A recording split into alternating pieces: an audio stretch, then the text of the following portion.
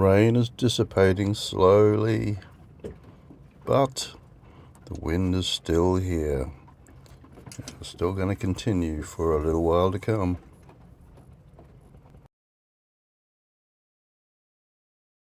Good morning. It's day 96 of Peter and Doxie sailing from New South Wales to Queensland here in the beautiful Tin Can Bay. Day 96. It's getting close to that big one. Yeah, it's been not a rough night, but yeah, it was a bit of an unsettled night. Wind was coming through, and then the tide changed around midnight, and there was a lot of slapping against the side of the boat as waves hit us side on because the tide was pushing us across the wind. So it's still here. It's coming up and down at the moment. The sun as well. It took a while before it came through. The solar panel didn't really get active until about 7:30. Normally it's at about 6:30ish or shortly thereafter, but there was a big grey cloud just sitting there. It's like, go away. So it looks nice and clear behind me at the moment, but not so much the other way. And I'm holding the phone under the Dodger, just so you're not getting all the wind noise, because it's got a bit of chill in it, that's for sure. It's not freezing cold, but it's absolutely not warm, that's for sure. And yes, it did rain overnight. There was some good belts of rain coming down on the cabin top. That I don't mind. That's actually nice and cozy to go to bed with. It's just the rocking's okay. It's just yeah, the slapping and the howling of the wind and the rigging and all that sort of stuff. Which is probably more about me just worrying about the anchor. If I was on a mooring, I couldn't care less. Not a problem, but yeah, when you're on an anchor, you're sort of worried about that. Particularly when you don't have an engine to rectify things if it starts to drag. Anyway, let's go and have a look at the dinghy and see how much rain it managed to catch overnight.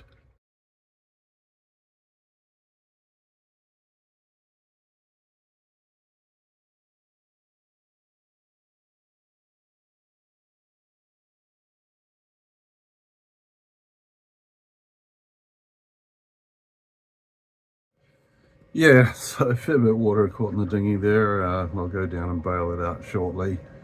As I was considering doing that, another blustery wind came through, so I thought I'll just wait. There's ice in that. So yeah, it's going to be a bit of an inside day yet again. Maybe working on my YouTube stuff. Just trying to figure out how to spread it into the other markets. I know it's being enjoyed here in Australia. Thank you so much for following along. But yeah, always trying to increase the footprint, share the love, all that kind of stuff. So yeah, I might do a bit of research on that today, amongst other things.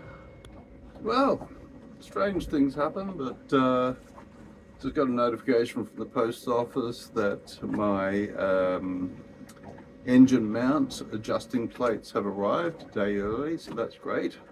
I thought, great, because I'm expecting spark plugs as well for the outboard, and they're delayed, and they should have been here today. So yeah, I think I'll wait until tomorrow at least before I go in. It's good progress, that's wonderful. Obviously I just have to wait for Thursday now before I can call Tim, the marine diesel mechanic here in Tin Can Bay, so we can get something organized to get these mounts put in. Strangely enough, and I don't know how much truth there is in it, but I was watching a video the other day, which was a very good one. But the guy was saying, oh yeah, I've been told that these mounts should be done every 4 years. I guess it depends on the use of your engine. And I can see that, but wow.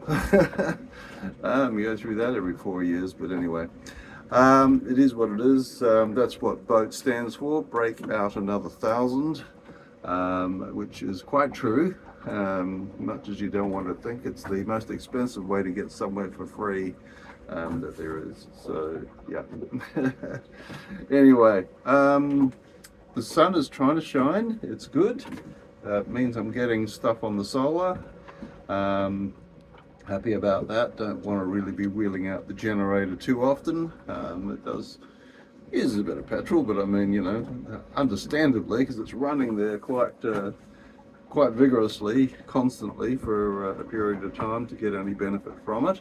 But I'm very pleased that I did go ahead in Brisbane and yeah, get it, which just gives me that, whoa, the camera's rocking, because we are, where are we?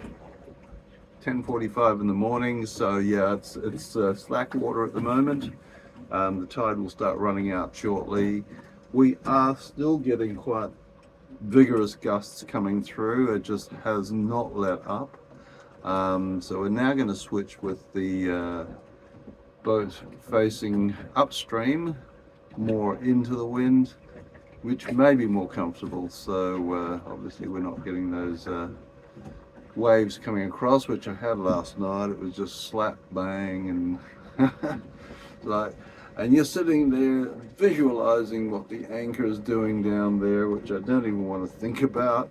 Yeah, in one respect, it's been in there for at least 3 weeks, so it's dug itself down so far.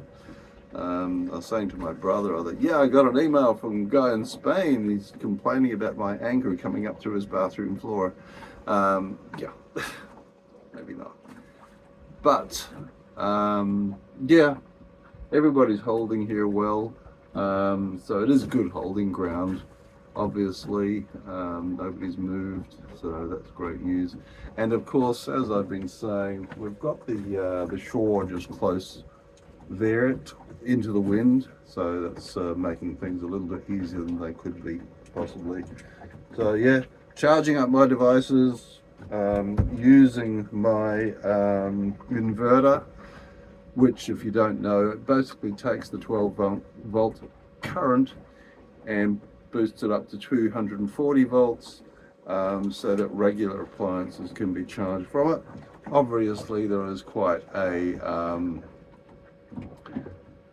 hit on the batteries for using that, so I try and avoid it as much as possible, and only do it when, well, A, when I really need to, B, when the sun's hitting the panel. I'm just watching the needle going backwards and forwards, those little clouds go in front of the sun, so interesting.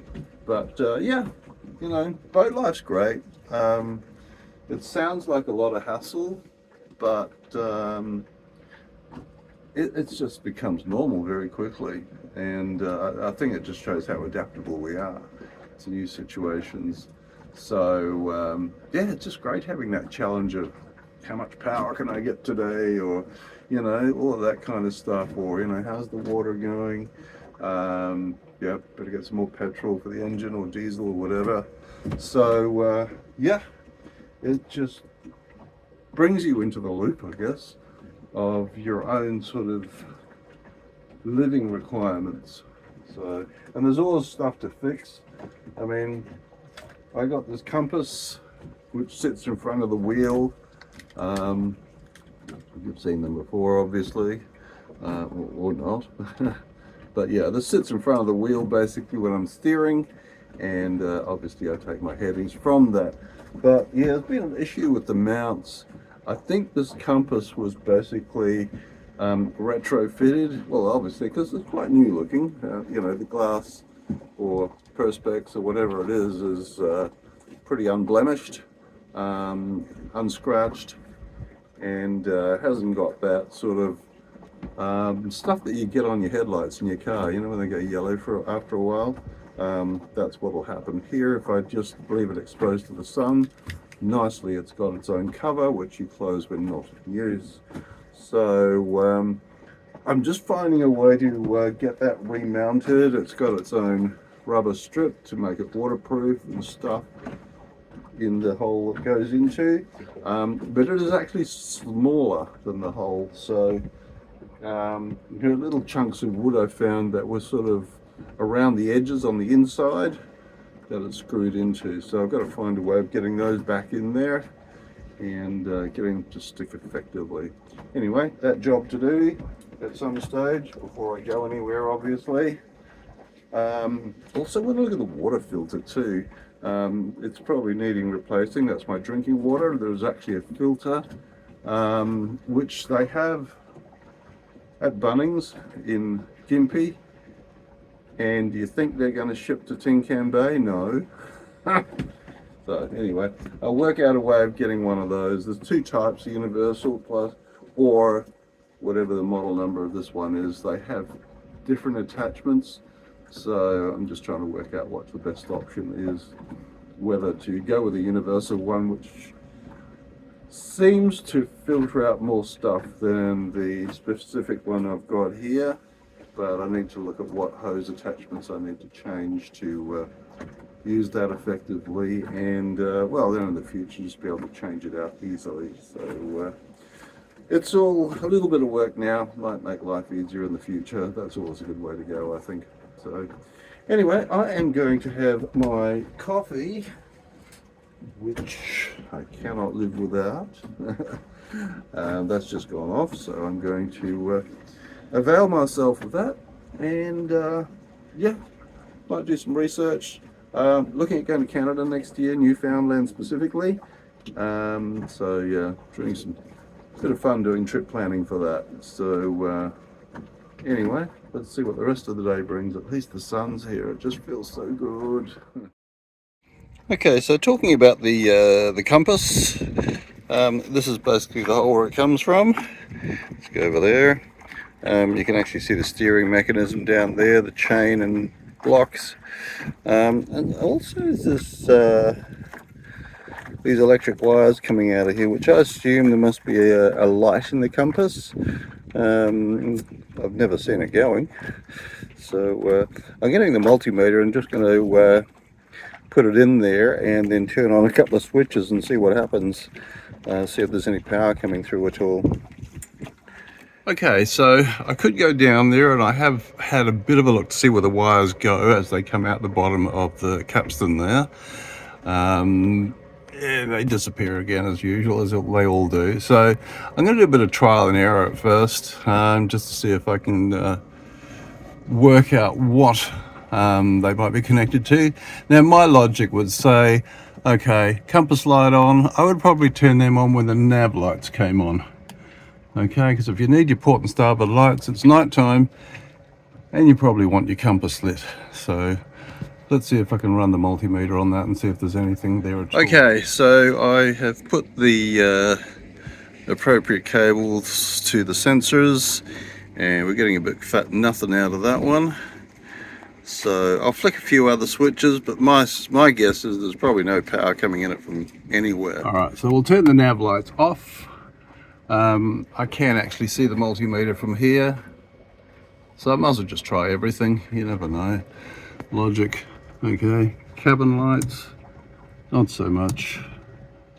Nav lights we've tried. Masthead light, nope. Spreader lights, nope. Tricolor, nope. I wouldn't expect any of those. Anchor light, nope. Okay. Nav instruments, well, yeah, why not? Nope. Nav instrument lights, that's a logical one, isn't it? No, nothing. Okay, so it's not logical. Engine room, no. Water, no. You never know what they get up to. Autopilot, nope. Refrigeration, no. Get a bit worried if it was. Okay, we can try bilge blower, no. Deck wash, nope. Anchor light, no. All right, so I think we can safely say that those wires are doing nothing at the moment. So perhaps a project for another day is to follow that back to its source. Yeah, my shoulder will thank me very much if I don't do that today. Okay, so the next thing I really wanted to get on top of is fixing these little chocks back in their position within the wooden mounting ring here, to give us something to screw the compass back into. I've only got two, and there obviously were three, but I have heard that's not bad. not the best, but not bad. Okay, so that belongs there. So I really have to glue and then clamp it. So don't actually have any clamps, but let's see what we can find in the toolbox. Okay, well this looks like it could do the job, so I might as well go ahead and get my glue. Okay, well I'll save you the nausea of watching me trying to do it with two left hands. Plus the fact that I don't have enough hands. So yeah, anyway, that one's clamped in now, ready to dry. And I'll have to see if I got a tool with the other one, otherwise I'm just going to have to wait until that one dries, which is probably going to be 24 hours. So anyway, let's see. Okay, I think this guy could work.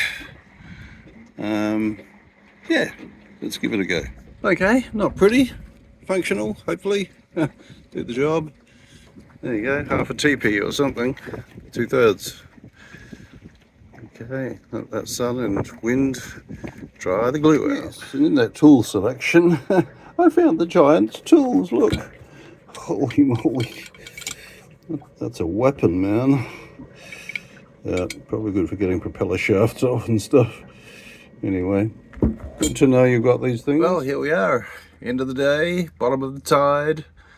And yeah, at least I got a couple of things done, so that feels good.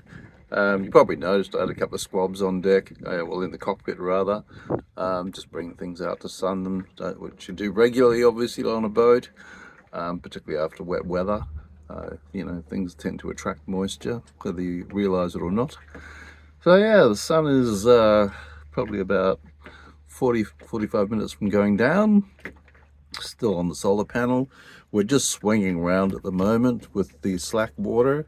The wind seems to have gone down slightly, which it is forecast to do for the evening, but I think it's going to be pretty much the same again tomorrow. So yeah, sorry, squint squint, the boat's just turning again and the sun's right in the face. Anyway, yeah, I think I hope to go ashore tomorrow. I'll go and pick up my parcels, the mounts. Hopefully the spark plugs have arrived too. Maybe pick up some petrol, a couple of groceries, and maybe go and check out those showers at the campground. So yeah, high tide's sort of in the middle of the day now, which is nice, because it means I can go to my little beach near the supermarket while it's still coming up, and hopefully depart before it starts going down too far. Yeah, we know what that looks like if you've watched my previous videos. So anyway, thank you for following along and keeping me company here. It's much appreciated. Good to know people are following along, sharing the pain. You know, you don't want to keep all that to yourself. No, it's actually great. It's actually great. See, these are the moments you're really like, I wouldn't be sitting out in the sun at home. No way. Other than the fact that you just don't think to do it. And that it's too cold down there at the moment, of course. So yeah, it just forces you to live more outdoors, which I love. So it's brilliant, fresh air all the time. Anyway, thank you for following. Don't forget to like, share, particularly if you're in North America. I'm trying to get more people up there to join in. Some good stuff going up down there, going on up there. So yeah, good to be part of that. And yeah, subscribe, obviously. I mean, you know, that's a no-brainer. Why wouldn't you? More to come. Anyway, this is Dawn Raider. Out.